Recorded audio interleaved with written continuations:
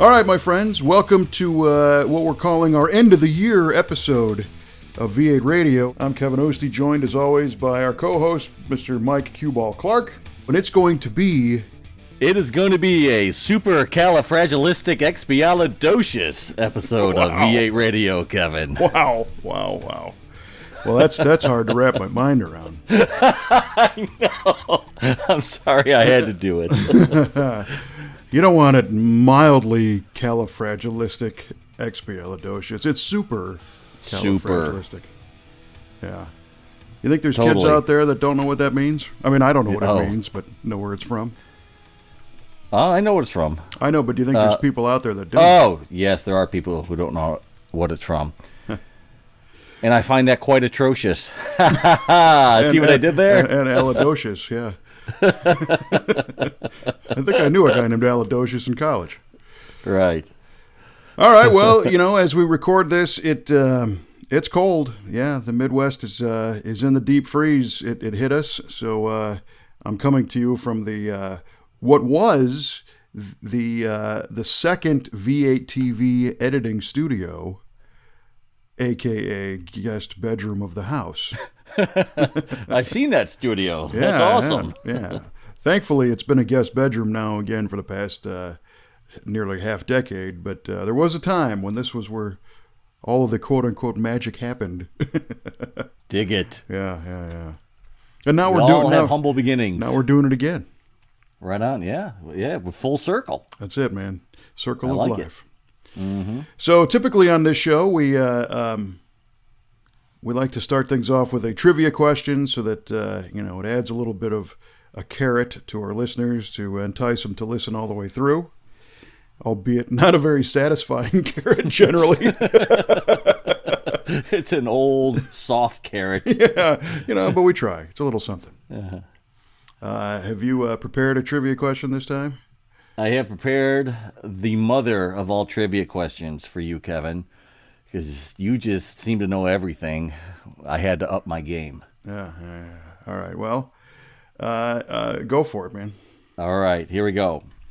In 1969, our friends at AMC and Hearst teamed up to build a car for NHRA Superstock. This is a three-parter. Oh, man. What was the name of that car? What ET did it run? And how many were produced? No, you suck out loud.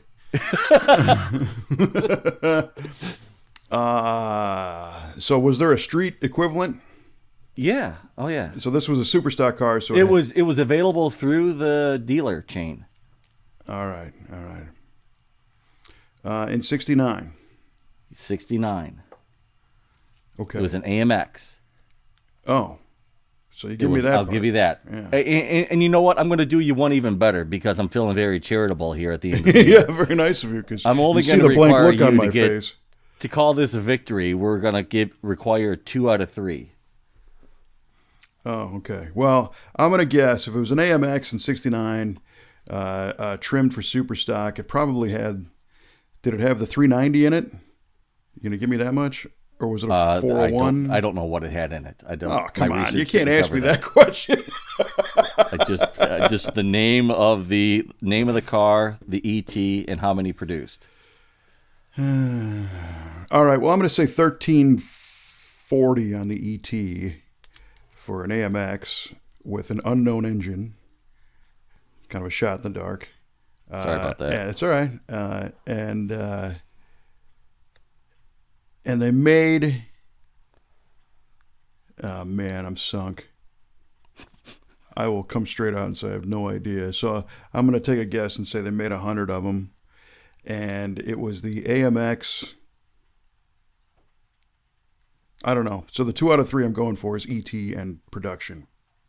You sure you don't want to throw a third out there just for cushion? Well, before you said AMX, I was actually going to guess that it was the Machine, which was the Rebel. But right, you pointed me down AMX land, which unfortunately I'm not that well versed in. I know a little bit more about the SST cars and the Trans Am cars, but not so much the Superstock AMXs. So the AMX, I don't even know. AMX XS is my guess. XS? Yes. XS. Okay. AMX. Okay, so 1340, 100 produced, AMX SS. XS. XS. Yes. Yes. Okay. And that's a wild ass. Yeah, that's yes. That's an out there question. Yeah. that is a wag, as they say in the engineering world. Oh, yeah. So, sorry about that. Yeah, thank you for ending my year on a high note. All right, Mr. Fabulous. I will throw this one at you. And I can break this into parts now that you did that. Okay. See, this is his game, folks. He makes me go first, so then he can tailor his deal to really hit me harder. But that's okay. I can't hit that's that one any harder. This one's kind of a softball.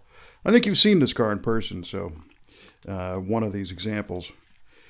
In 1970, you could get from your Chrysler Corporation an option called the Mod Top, as you know, which you've seen, as I referenced. Mod Tops were a floral pattern vinyl top option on certain Dodge and Chrysler cars. And interestingly enough, they were targeted towards the female car buyer back when they did that kind of thing. How many Hemi Cudas were built with the Mod Top option?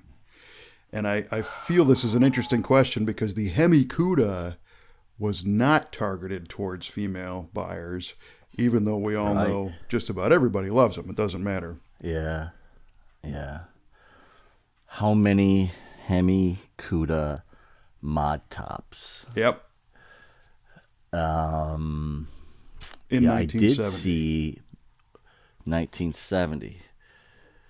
There was that one at the McCacken show, correct?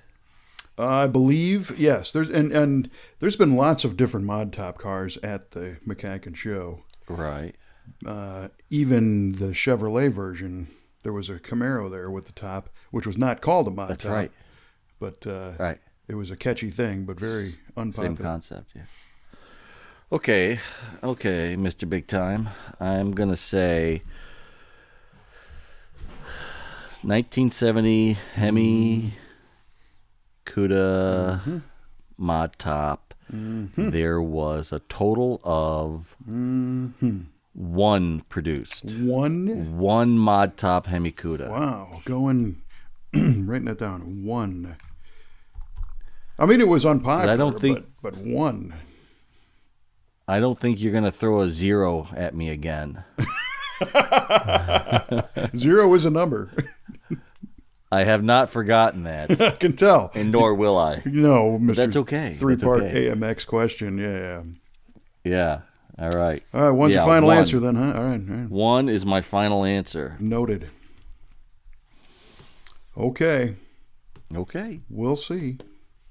Indeed.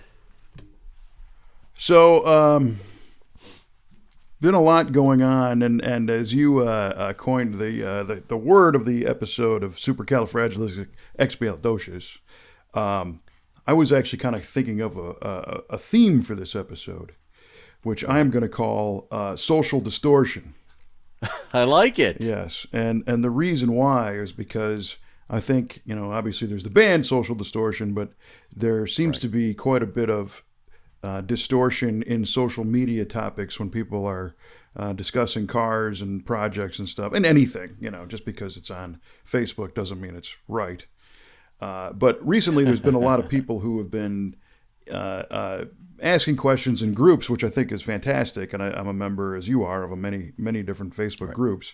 And sometimes I find that it's kind of challenging to type out a long answer on Facebook to help somebody out. So we thought, hey, let's just read and address a few of these here on the show, and we can chat about them. And then maybe our friends that ask these questions on the group, we can answer their questions through this medium instead of having to type it all. So it's kind of us being lazy.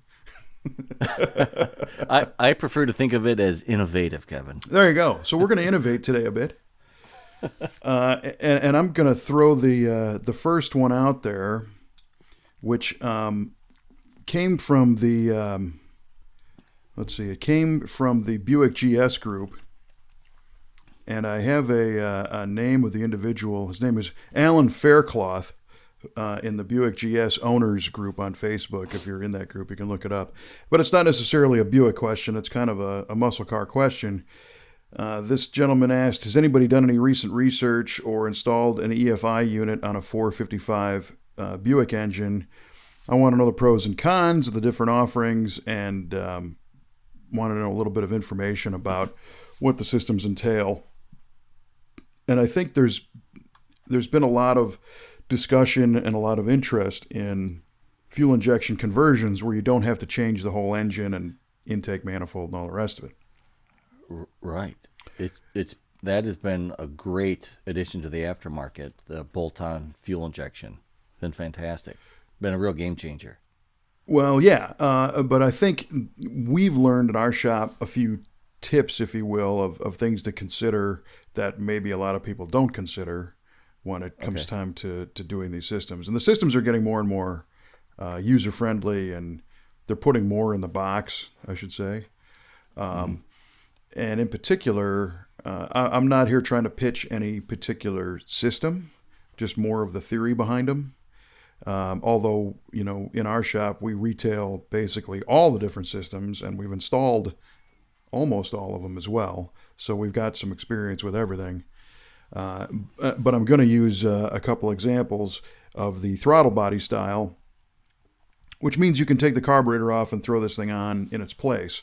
And there's some good examples. The Phytech system is really cool. The Holley Sniper system is really good.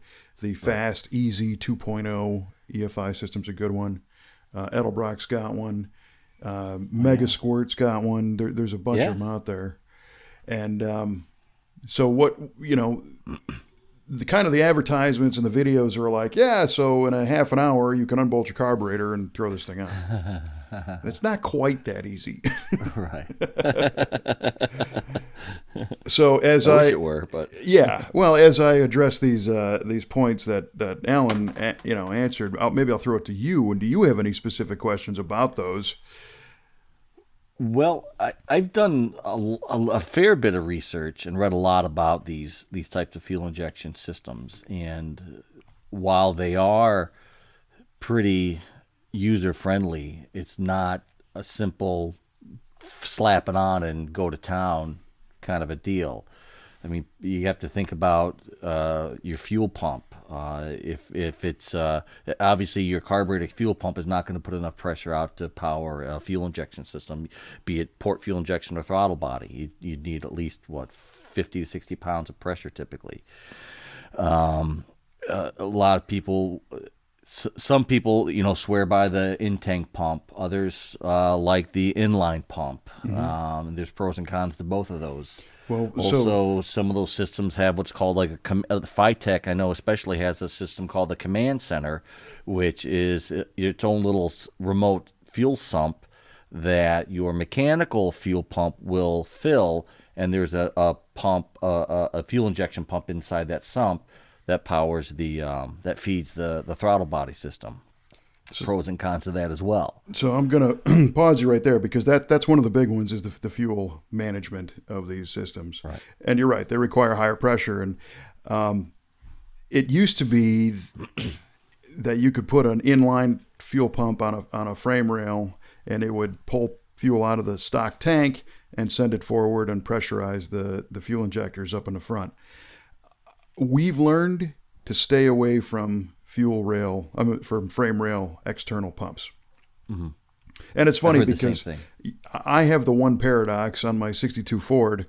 It's been fuel injected since 1999 or 2000 with a pump on the frame rail, and it's been fine. Really? It's the only one I know of that has not had a problem is my own car. And that part was a Bosch Ford van factory pump. So it wasn't like a universal standalone. And I don't know if that matters or not. But the problem is the fuel pump gets hot. And when it gets hot, they fail.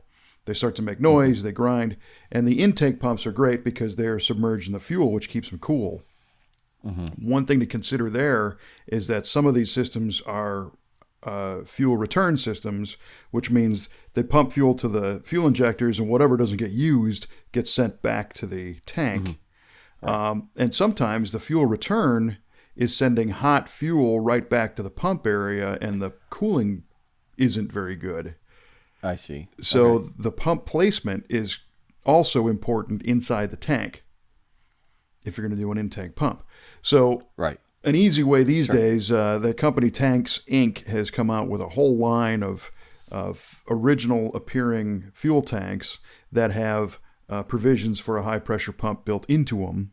And they also have a baffle of some sort to keep that hot fuel away from the pump and also keep the fuel from sloshing around and starving the pump out, because that's when they start to burn out. They get hot if they got nothing to pump. So we've done a bunch of those, and they work really well. They also have some fittings on the top where the pump module is that you can fairly easily connect either a hose barb, and you got to use high-pressure rubber hose coming out of the tank onto the frame rail. Or if you're going to run, some people are compelled to do a whole new fuel line front to back with, stainless or mild steel. There's another option that people don't consider very often, and it's a flexible fuel line. And I'm not talking about a braided hose. I'm talking about I believe it's a form of nylon, and you literally push barbed fittings on either end and uncoil it. And you can send the fuel front to back, and it's used on factory applications. The OEs use this flexible style hose everywhere. They don't do full runs front to back on cars, but they'll do shorter sections, and it's cheap and easy. And as another testimonial, that same stuff has been on my Galaxy since 2000, and it's been fine. So, right on. Yeah, if you're not good at bending lines, or if you don't want to get into that part of a big project of having to remake all the fuel lines, that's a quick and easy way to go. I didn't know that. That's pretty cool. Yeah, right. It makes it so you could do that install in a weekend, like they a lot of times advertise. So that's the first concern is getting the fuel from back to front. Another thing that we've learned is that one of the benefits of these systems is definitely the drivability and ease of starting, cold starting, because many of us with these old cars, it's not our daily driver, and it's going to sit for a period of time between drives. And what we found recently is, I get a lot of flack. We've done some fuel injection conversions and posted videos on YouTube and aired them on our TV show where people have been like, you just don't know how to use a choke, and you're an idiot because it's not hard to use a choke. And but there's something different going on with today's fuels. I'm sure you've heard of, how today's fuels are more corrosive, to rubber parts. But there's something else, and it's that if you look up the boiling point of today's fuels, it gives you a boiling point range between 100 and 400 degrees Fahrenheit. Wow, quite a range. And that's what it says. The boiling point is between here and there. And it's because there's different chemicals and solvents in gasoline. And the carburetor guys are experiencing a phenomenon where you go in your garage, you start the car, you set the choke, it starts up, it runs on high idle, and everything's fine. It warms up, you drive to, the donut shop or whatever, you get out, get a cup of coffee, you come back out, start the car, and it has a hard starting condition. And the confusion comes in because it's no longer cold. So it's not like it's a choke problem. Right. And what we're finding out is some of the more volatile aspects of the gasoline are evaporating off, leaving less volatile fuel in the bowls, and it's hard to start. Sure. And these fuel injection kits, they take care of that. Absolutely. Yeah. These closed systems, it's under pressure. The boiling point automatically becomes higher because of all the pressure it's under, and it's not open to the elements. It's not open to evaporate out of a carburetor vent or any of that. So yep, makes sense. It kind of it pulls in fresh fuel under pressure right away that is all accounted for, if you will, and then shoots it in. Right. So that's kind of a lesser publicized benefit of these systems. And then when getting back to our installation tips, using these things, though, it's a little different from a modern car, because you get in your daily driver car that was built in the past 10 years, you can open the doors, sit in the driver's seat, turn the key, and it'll start, no problem. And I think you and I have talked about this in the past, where on the retrofit fuel injection systems, you got to wait for that system pressure to build. Sure. So therefore, we tell people, turn the key on, let the pump run, put your seatbelt on to occupy the time, and then hit start, and it'll light off. So between those little aspects, in some of these EFI systems that we're talking about, they've been consolidating all the parts. So like, for example, the Phytech and the Holley, the ECM is now part of the throttle body unit itself. So there is no longer an external box. That's nice. It is nice. It speeds up the install time so that you don't have to worry about running more wires to an ECM.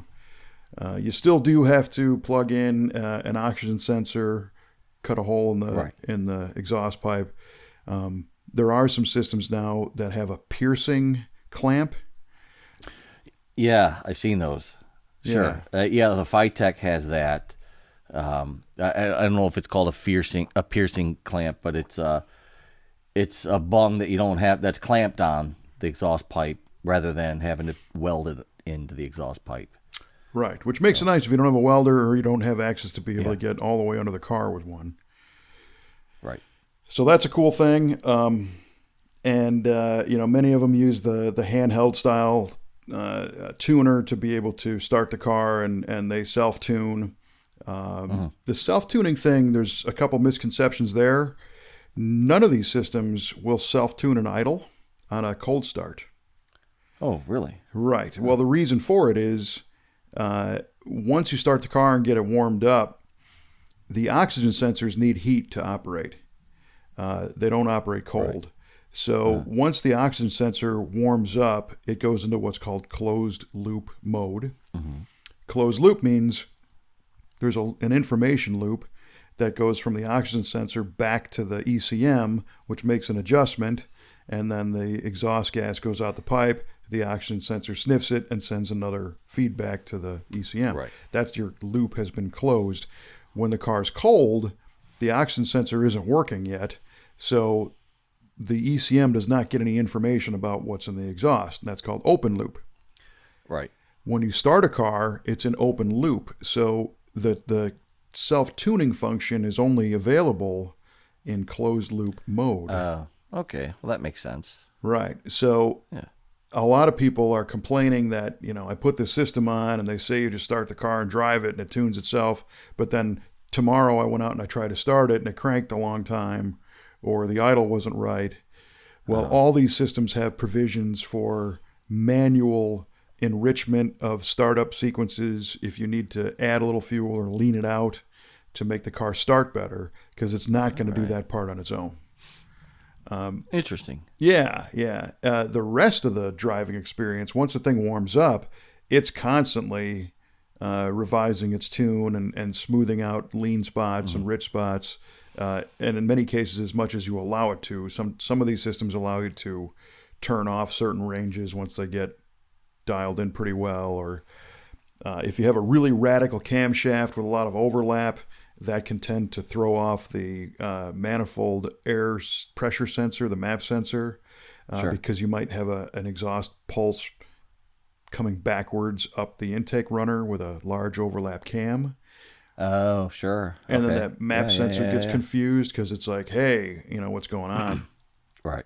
And I think Ford got around that in the 80s on the Mustangs by putting the MAP sensor on the firewall, and it would sense atmospheric pressure and not necessarily the manifold pressure. Yeah. It's kind of an interesting way to do it. They had a little hose that went down to the manifold as well, but it would kind of compare the two. And it wasn't as affected so much by those kind of reversion pulses. I gotcha. That's pretty cool. But yeah, some people have complained about that with really, wild long overlap camshafts that are throwing the tune off. And when it throws the tune off, what it does is the computer's constantly trying to rewrite that same little spot, and it never gets it right, and then things get really, really rich, and then it starts blowing smoke, and then it runs like crap. And then you go, what happened? So some of these systems allow you to turn off that range to where it's like, just leave that alone. It's going to do it. It's fine. Nothing to see here. Move along. Right. So those are a few things that we've learned that aren't really printed in the manuals about the bolt-on EFI systems. Another thing to watch out for, most of these are a dual bolt pattern on the throttle body itself, where it'll fit in place of a quadrajet carburetor or a Holley square bore. But many street factory intake manifolds had a divider. When you take the carburetor off, it's not an open hole. Right. And some of them, the throttle blade will hit that divider. Oh. So you might have to put a spacer in there or carve that divider out, which might add height to your throttle body install and maybe interfere with an air cleaner or a hood scoop. So that's something to look for too. And of course, if the system does not have a universal pattern, then you will need an adapter, and that will add some height, unless you want to change the intake manifold. But so that's and another one. I guess the last one we'll touch on here is when you're doing your power and ground connections for the ECM, they both go straight to the battery. Okay. Mandatory. Is that right? Well, you know what a noisy electrical connection can do to I certainly do. an electronic device. Yes, I do. So we've seen many times where people have spliced in power to something in the dash, and that connection isn't rock solid, or it's picking up noise from the ignition coil or the distributor. And next thing you know, the ECM is losing its tune and it's all out of whack. So they want a clean source of power and ground. Makes complete sense. Yeah. I think we've been guilty of it in the early days of saying, well, how bad can it be? I got power right here. In the book, step 9, read the instructions. I think all this the manuals. This thing came with instructions? Yeah. I watched a YouTube video, and it said it didn't matter. So, ground is ground no matter where it is, man. That's right. Yeah. So all the instructions say right to battery, and they're not kidding. Definitely not kidding. So it's funny mentioning YouTube. There's somebody actually made a patch that you've seen the ASE certified technician patch. This was a patch that said YouTube certified mechanic. Right on. That's awesome. Yeah, it was cool. So yeah, have you seen anything recently that you felt compelled to maybe offer some advice to of our friends on Facebook or social? I did. Let me find it here. Oh yeah, here we go. I thought this was a pretty interesting question, one that I haven't really seen before. So I think I don't think it comes up a lot, but it's an interesting question nonetheless. So let's hit it. And this was asked by a gentleman named Cole Borman in the Pontiac GTO group. Really? Imagine that. You've been to that? Member of that group. How about it? Yeah. And Cole asks, he says, off the wall question, my doors are shot on my 66 GTO. Skins will not fix them. However, he has a set of nice 66 Buick Skylark doors. Does anyone know if the inner shell is the same between the GTO and the Buick? If so, can I just skin my Buick doors and put them on my GTO? Very interesting question. That is a great question. What do you think? Obviously the skin is not the same, but the inner door, it being both A bodies, I would say that they would be the same, that you could skin them and have it all be copacetic. This is one of those deals where, at first glance, I tend to think you're right, but then I know from experience that I'm probably wrong. Oh boy. Because the definition of what an A body is, when GM was building those cars, they said, hey, let's standardize some of this stuff so we don't have to make every part unique.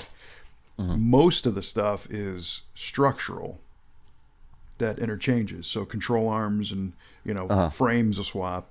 When it comes to the skins, in the mid 60s, things looked very similar, but I don't know that they are completely interchangeable. I see. Glass is, window trim around the glass generally is, but here's where I'm going to get into a sticky situation on that door shell. The 66 GTO door skin, correct me if I'm wrong, is pretty much flat. It's pretty flat. Yeah, there's a mild curve in it from top to bottom, but there's no real crease or body line. Correct. And I think that the bottom of it, there's a little bit of a body line, a little step. Yeah. And the Buick is going to have a slightly different body line running through the door. Sure. Okay, so that I'm going to say is where the difference is going to be. So, for example, you could probably take the Buick door and bolt it in place of the Pontiac door with the Buick skin on it. And that's the first thing I would do. I would just check to make sure that it fits the hole, and I'm pretty sure it does. But where you're going to have to do a little bit of work is if you remove the Buick skin and go to put a Pontiac skin on, that profile of the door shell is going to be different. Okay. Where the body line runs through it. Okay. Oh, I see what you're saying. Yeah, because we tend to think of the door shell as the inside of the door, but it does obviously meet where the skin attaches. It meets the shell. Yeah, it meets the skin rather. Yeah. So how much different is the question? And you could very, if a competent metal worker, you could remove the skin from the Buick door shell, drop your GTO skin on that shell, and you'll see right away, where that contour line is, and you might be able to tap it down, hammer and dolly it, fold it back a little bit, and then hopefully there's enough to introduce the matching body line in a different part of the shell. I gotcha. Because it's going to kick out from the car a little bit, right? To create that contour. So yeah, it's a little trickier than just. Sure, the door will bolt in place. Right. But then we're dealing with. I mean, what do you think about the door panels, the interior door panels? I think the interior door panels will probably interchange. Okay. You might have a situation where the door handle's in a different spot. Where the latch is and the window crank. But I think they tried to standardize those aspects. Latches and cranks and stuff. I think those are probably in the same spot because there's no real sense for them to make a separate window regulator mechanism just for one particular car. Right. But stranger things have happened. It is possible. So without any authority, I can't say, yes, it's going to work. The way we would approach that in our shop is to do a cost-benefit analysis and say, all right, to remove the skin from the Buick door, it sounds like the Buick door is a nice door. So so we're gonna kill it by taking the skin off. Right. Meaning, once you start that project, you're in it. Yeah. So maybe it's a better option to sell that nice Buick door to somebody who needs a nice Buick door and seek out and find a nice Pontiac 66 door. GTO door. Okay. Yeah. That's the way to go too. Yeah. Huh. It's got to be somebody out there looking for a good 66 Riv door, or is that what he had? Skylark door. Skylark. Yeah. Pardon me. Yeah. Yeah. I mean, those cars are on fire right now. The 66 and 7 Buicks, and of course GTOs are always very popular. Yeah. So I think that's a great question. We found ourselves fixing certain doors, in particular El Camino doors. This was a 71 El Camino, I believe. The El Camino doesn't change with anything. Some people think an El Camino door is a front door from a four-door. Oh, okay. It's, Right. It's not. Huh. Oh, boy. El Camino doors are all by themselves. Oh, lovely. So we had a rusty lower corner situation on the inner shell and ended up spending a bunch of time fixing them because we just could not find another set of El Camino doors to drop in. And what I will say there is that might be an option to fix your inner shells, but it's got to be done with weather strip in place because a lot of times people will cut the curve out where they always rust at the bottom of the door shell. Then they'll make a new piece and put it in and find out that it doesn't seal against the car body. Oh, boy. Right? So Sure. if this person, Mr. Cole Borman, is capable enough to pull a door skin, what I would say there is pull the door skin and then repair the shell in a manner where you can bolt the shell back to the car and see inside there with the skin removed. You'll be able to see physically if your fitment is right. Sure. If you're remaking that stuff. And then also make your patch to to mimic the corner of the door and then cut the door out and see if your patch fits instead of cutting the door apart first and then trying to make a replacement panel. I see. I got you. Yeah. Interesting. Good advice. It's tricky stuff. It's all that metalwork is black voodoo magic to me, man. I don't know how those guys do it. It's crazy. Well, it is. And, to me, I'm pretty confident that I could probably get there, but it's going to take me 10 to 1,000 times longer. Right. Yeah, well, that's funny you say that. A friend of mine, you've met before, my friend Randy, he is in the process of building a 67 El Camino in his home shop right now, and he's doing a lot of the body work himself, and he's kind of learning as he's going, and he's in no real hurry, and he's just looking at something, figuring out how to get things shaped and patched and fixed, and he's in the body work stage where he's putting on a high build primer and sanding it down right now to see how everything lines up and how everything looks good. And it's taken him some time, but he's really learning quite a bit, and he's doing a great job of it too. He's one of those guys that sees a problem and just goes head first and tackles it and does it and doesn't let it intimidate him. Yeah. Which is my big problem. I see a big problem and I'm like, I immediately default to, there's no way I can do this. Where he immediately defaults to, well, let's see what it takes to get it done. Yeah. And it's he does amazing work too. It's ridiculous. I hate him. Well, no, that's really cool. And what I love is, we're fortunate enough to have talented metal, fabricators in our shop that do this all day long. This is what they do. So they're always in the mental mode of communicating with steel. Whereas if you don't do it every day, you got to pick up the feel again and remember those lessons that were learned. So, and I'm around it in a fringe aspect because I'm through the shop all the time. But it's funny, we had somebody apply for a job, and he said he didn't do metal work for a living, but he's been around it all his life, and I told him, yeah, well, I've been around airplanes my whole life, but I can't fly one, pal. But I'm no pilot, baby. So I get what he's saying, but we need somebody that's in this, But again, when you run a shop and you got to consider customers, I'm smart enough to say I personally am not going to take that project on because I don't have any room for margin of error to do it twice or three times or whatever it takes. That's why you let the pros handle it. They'll get through it once and it'll rock. Sure. So, but it is cool. I've been around it my whole life. Yeah, you know what I'm saying? I've been around, hospitals. I'm not a doctor. Yeah, I picked it up through osmosis. It's fine. I've been around doctors. I can do this. That's right. I sit in aisle 5 in the airplane, and I got this. Beautiful, beautiful. So that was a great question, Mr. Borman. I hope that helps a little bit. I found another one, and this is a little bit off the mark, but I thought was kind of interesting. A gentleman named Brandon McGraw is in a model car builder group that I find myself in. And, I don't really have time to build model cars. It was fun to do. I enjoyed doing it. Today I look at these guys. They're like mini fabricators in many ways. Right. They're building custom cars that don't exist anywhere, and it's a great source of inspiration. Sure.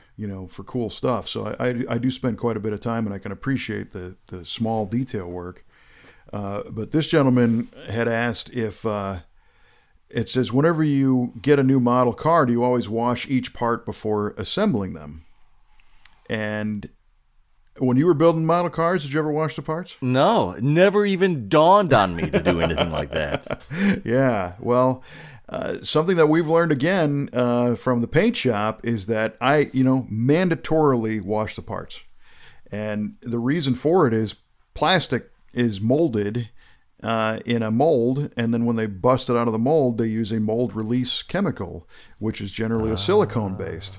And silicone and paint don't get along. So this is why you and I were so frustrated building model cars as a kid, because you'd paint something and it would all fisheye, right? Or the image in your head of a nice paintbrush painting a nice line on a something, and then all of a sudden the paint starts squiggling around on the on the part. Yeah. And you're like, what the heck's the matter here? You think it's bad paint, or you're just incompetent.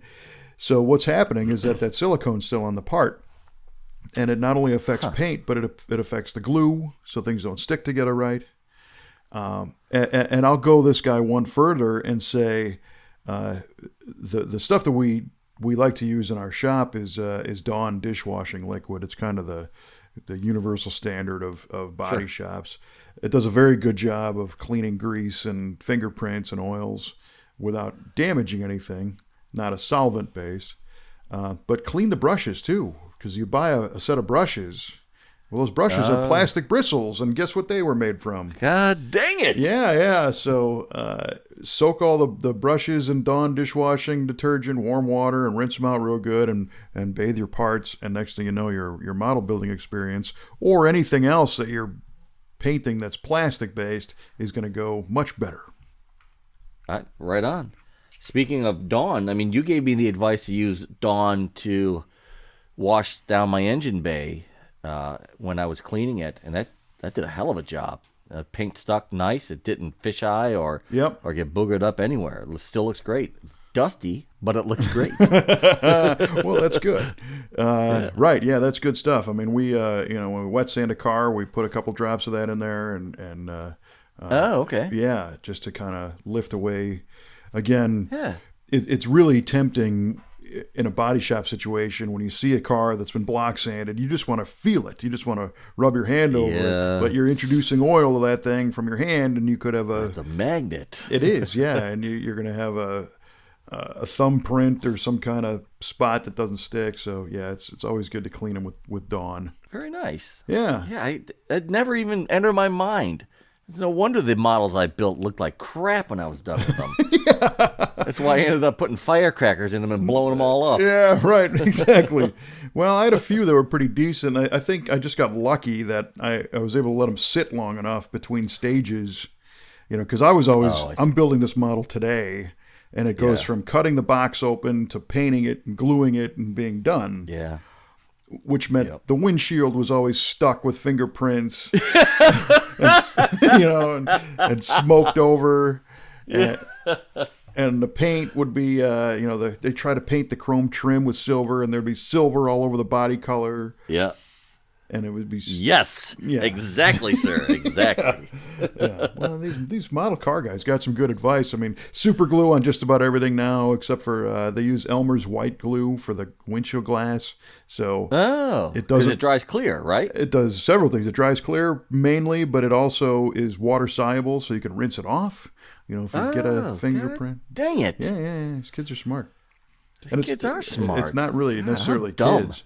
It's adults that have figured this stuff out, and Well, that's your big time hobby. Then sure, I've seen some of these models. I mean, they'll fabricate little ignition lines or spark plug wires rather, and some of the stuff, I mean, you got to give it a double take if you're looking at a picture of it. Like, this looks authentic, like the real deal. It's And amazing. it's not. Yeah. Well, and there's a whole new industry. There's some online sources now that will 3D print you parts.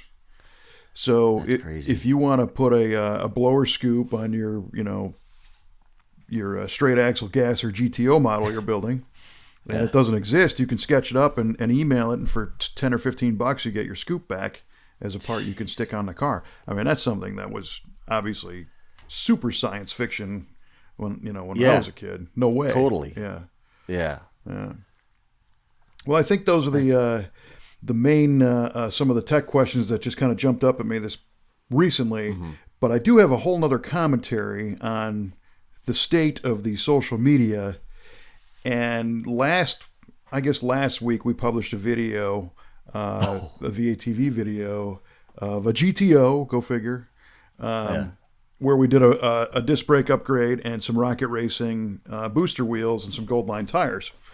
And it was an interesting project because the customer loves his Superstock 1 original wheel and Redline bias ply tires that he has with the car. But he wanted to do a different set of shoes to be able to change the look of the car and go cruise around and change it up a bit. So he elected to go with an 18-inch Rocket Racing wheel. And to me, I like the look either way. I helped him pick the wheel style and the Goldline because I thought that was killer. That was killer. Yeah, I thought it looked good. The only thing that I wasn't super happy with was the ride height of the car. I thought it needed to come down a bit, but Agreed. that started to introduce a problem with being able to switch wheels and tires.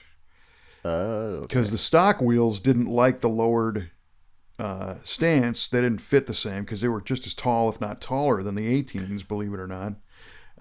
And he's like, I don't want to get into alignment issues, because you can change a wheel and tire and not have to realign the car. But if you got to change the ride height, then you got to realign it, Yeah.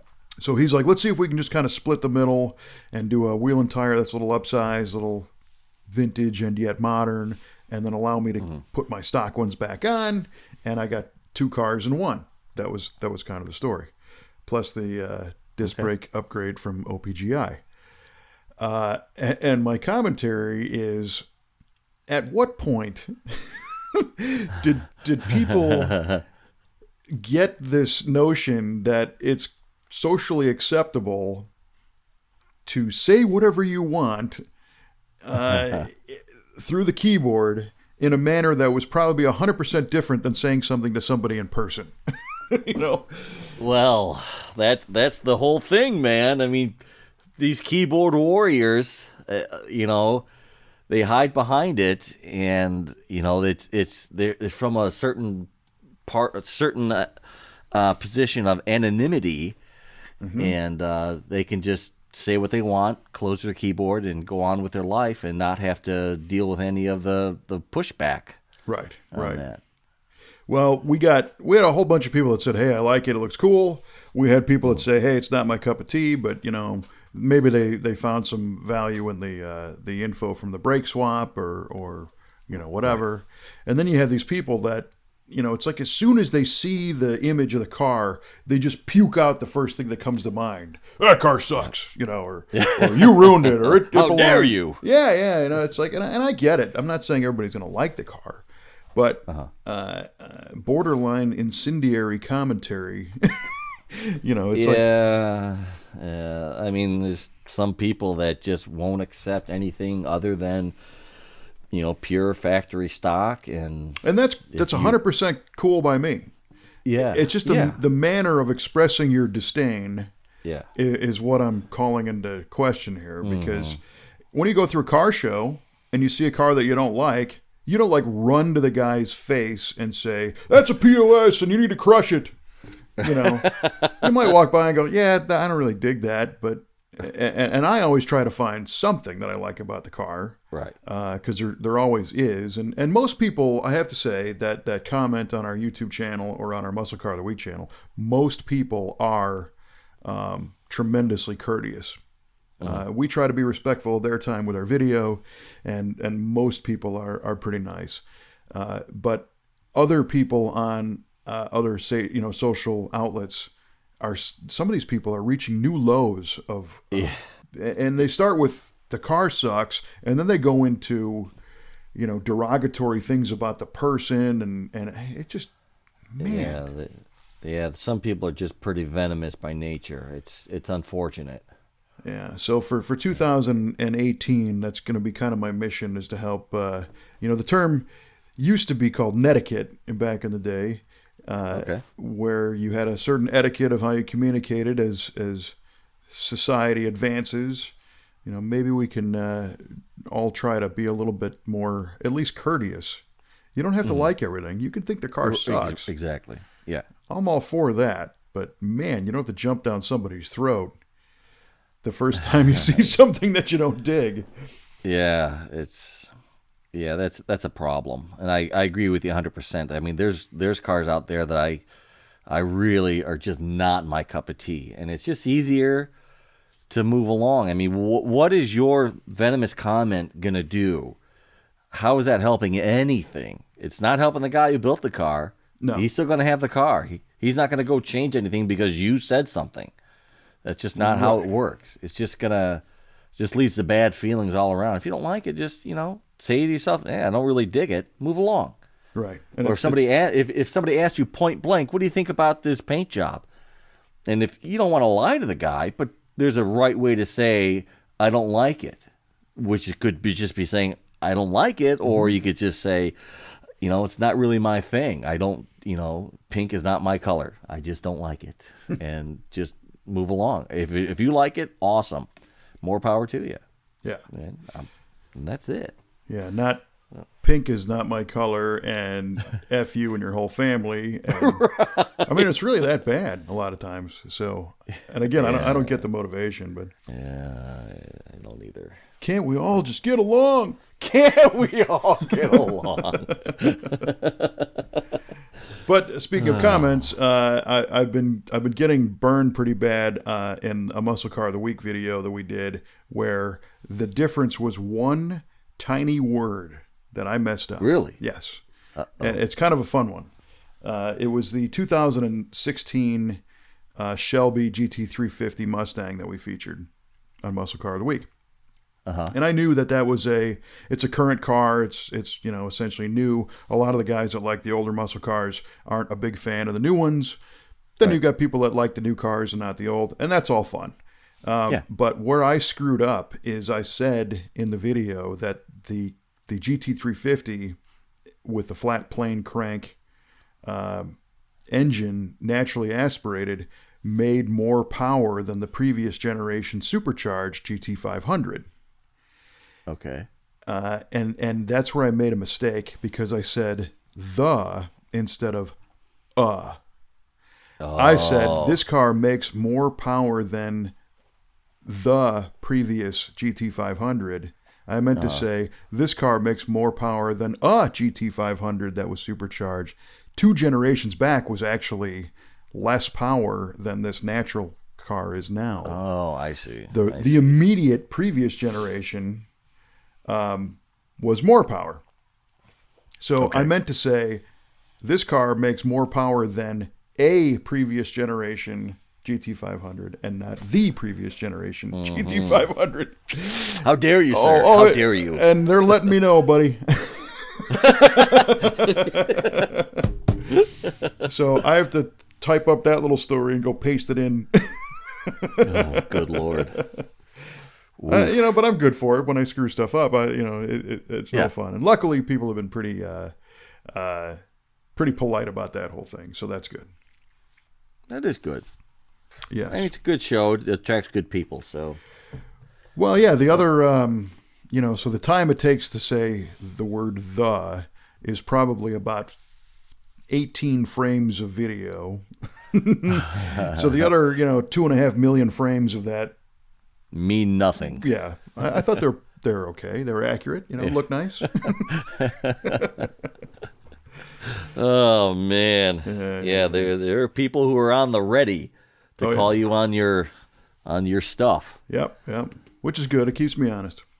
All Not right. that you were being dishonest, just No. made a minute error. Right. Well, the other fun one was the commentary. Not only did and it was a common thread, several people not only said that I was wrong, but the old man was wrong. Ooh, ouch, ouch. So, Ooh, right in the heart. yes. Right in the heart. So these young kids that know these Mustangs look at me as the old man who got it wrong. Brother. Yeah, which is good. That's rough, man. Sorry about that. It beats being a distant memory. That was. Yeah, it's true. It's true. Good point. So now I can tell them to get off my lawn. Don't you have homework to do? Yeah. Oh, God. It's past your bedtime, kid. That's right. Too funny. Oh, man. Well, I mean, speaking of Muscle Car of the Week, what you said earlier, that this last one, this top 5 burnouts was pretty neat. Yes. Yeah, it was fun. Yeah. I got to tell you, my favorite, that 65 Impala had the burnout inside the warehouse. Yeah. That was great, man. Yeah, that was insane. Yeah, that front-on shot, you saw the smoke just billowing out of the back of that car, filling up the whole space. Yeah. That was nice. It was an intense car. It's a 65 425 horse 396. So high compression, 4-speed. It's got 411 gears in it. It's basically meant to burn rubber. Yeah, totally. And you'll notice the title of that episode was not Top 5 Burnouts. It's 5 Top Burnouts. 5 top burnouts. Sorry. There I made it. People, please address your letters to Kevin Osteen. Well, the reason for it is I don't know if that's the best of the whole series or not. These are just 5 that I remembered as being really good. But that was cool because we put that one right in the middle of the show instead of ending it with that particular burnout, and people have been saying the same thing, that Impala was the best one, and that was money. Yeah, I like that a lot. That was money in tires, I'll tell you that much. Yes, it was. Yes, it was. Yeah, that was fun. If you haven't seen that one, check it out. It's episode 235 already. Good night. Yeah, it's cool. I still feel like the Fred Gibb ZL1 Camaro was just like yesterday. Yeah, that was 4 years ago, pal. God, no, it wasn't. Come on. Yeah. Going on 5. Oh, June of 13 is when we published that video. That's nuts, man. Yeah. Doing one every week. How do you tell, a different muscle car story every week and try to keep them interesting? Well, I guess you screw stuff up and act like an old man. There you go. It's all part of the plan, kids. That's right. The show is not slowing down. There's some super cool stuff coming forward, and it's fun. Nice. I think some people they'll see like one of these special episodes, like the 5 top burnouts, 5 over the top burnouts, and they'll say, "Oh, you must be out of cars," because you're doing this compilation thing, and we just we say sure. Okay, and then next week we'll drop something else on them, and then we'll drop some knowledge on you, buddy. We'll drop another car on you, and it's all back, so it's fun. But we are taking suggestions for other theme type episodes because we've done the wheel. We've done 2 wheel episodes now. Yep. We've done stripes and graphics. Somebody suggested hood scoops and dashboards, maybe. So we're just trying to think of some cool. We're going to do a piece, let a little one out of the bag. We're going to do more of a comparison of the Trans Am cars. So your nice Boss 302, Double AR CUDA, and Challenger TA and Z28 kind of stuff. Sweet. Yeah. Have you done like coolest convertibles? Anything like that? We did a top drop tops volume 1. Yeah. Yeah, did one of those. That's right. All right. But think of something. There's so many convertibles in that collection that we could do many more of those and have good content. Hemi cars. There's a lot of ways to go. So there's some fun ways because we have to assume that not everybody has seen every episode. So I see. There are people that saw that Impala burnout for the first time. and they didn't see the previous episode of the whole car. And that's why we like to put that episode number in there, so now they can go back and watch it. You can do like top best factory drag cars. That'd be a cool one. Yeah, we could maybe start with an AMX. Yeah.